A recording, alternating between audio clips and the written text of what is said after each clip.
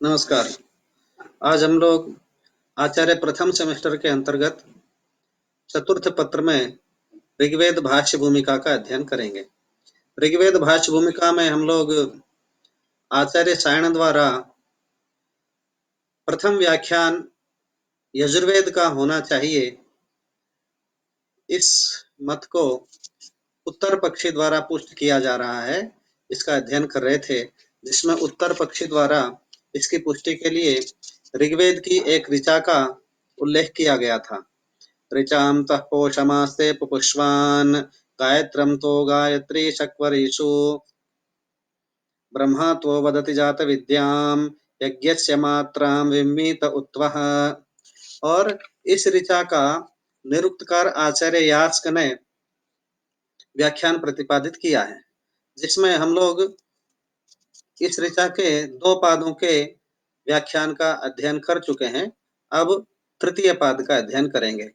तृतीय पाद में है ब्रह्मात्व वदति जात विद्याम, अथवा अर्थात यज्ञ में चारों वेदों के जो ऋत्विक होते हैं उसमें होता ऋत्विक ऋग्वेद का होता है, उद्गाता सामवेद का होता है, अध्वर्यु यजुर्वेद का होता है और ब्रह्मा नामक ऋत्विक अथर्ववेद का होता है, जो सर्वविज्ञ होता है।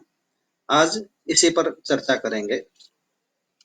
ब्रह्मैको जाते जात विद्याम वदति। आचार्य यास्क कहते हैं कि ब्रह्मा नामक एक ऋत्विक समय समय पर प्रसंग के अनुकूल, कर्म के अनुकूल अनुमति प्रदान करता है, अनुज्ञा देता है। और ब्रह्मा सर्व विद्या सर्व वेदितुमर्हति। वह ब्रह्मा नामक ऋत्विक सर्वविद होता है, सभी वेदों का ज्ञाता होता है, अर्थात यज्ञ की संपूर्ण जानकारी रखता है। इसका अर्थ है ब्रह्म नामकः एकः ऋत्विक जाते जाते तदा तदा उत्पन्ने यज्ञे प्रस्तुते प्रणयनादिकर्मणि विद्याम अनुज्ञाम वदति।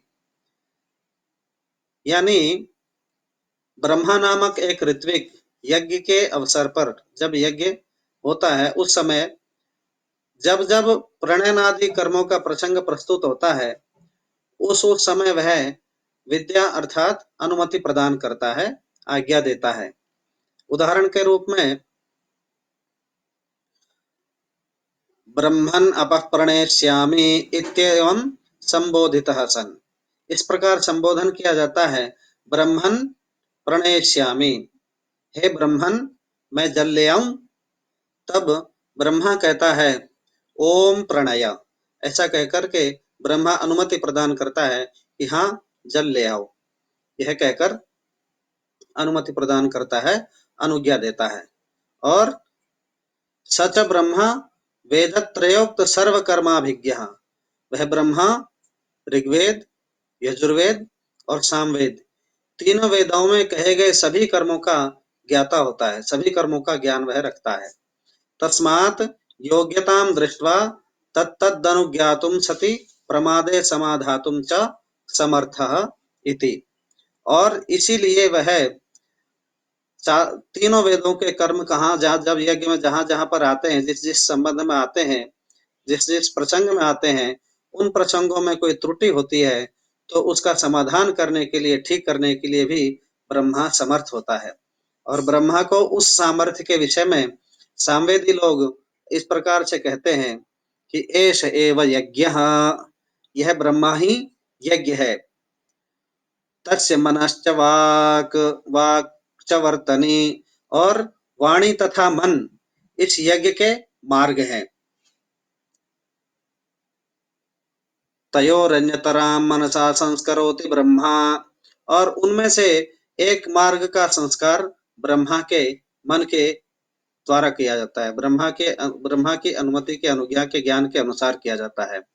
और वाचा होता ध्वर्युरुद्गातान्यतराम, दूसरे का संस्कार होता, अध्वर्यु और उद्गाता, ये तीनों ऋत्विक मिलकर के वाणी के द्वारा करते हैं। कृत्स्नो यज्ञः प्रमादराहित्याय मनसा सम्यग् अनुसंधेयो, और यदि बीच में त्रुटियों से बचने के लिए संपूर्ण यज्ञ का मन के द्वारा सम्यक निरीक्षण सावधानी से देखना करना चाहिए। और वाचा च वेदत्रयोक्त मंत्रा पठनीया, वाणी के द्वारा तीनों वेदों में कहे गए मंत्रों का पाठ भी ब्रह्मा को करना होता है और उसको करना ही चाहिए। होता, उद्गाता और अध्वर्यु, ये तीनों मिलकर वाग रूप यज्ञ मार्ग का संस्कार करते हैं। ब्रह्मा तो एक एव मनोरूपम यज्ञ मार्गम कृत्स्नमपि संस्करोति, ब्रह्मा तो अकेला ही संपूर्ण मनोरूप यज्ञ मार्ग का संस्कार करता है। इसलिए तस्मादस्यास्ति सामर्थ्यमिति, इसलिए ब्रह्मा का सामर्थ्य सिद्ध होता है। ब्रह्मा संपूर्ण यज्ञ के विषय में जानकारी रखता है और संपूर्ण ज्ञान रखता है। अब इसके बाद चतुर्थ पाद का अध्ययन हम लोग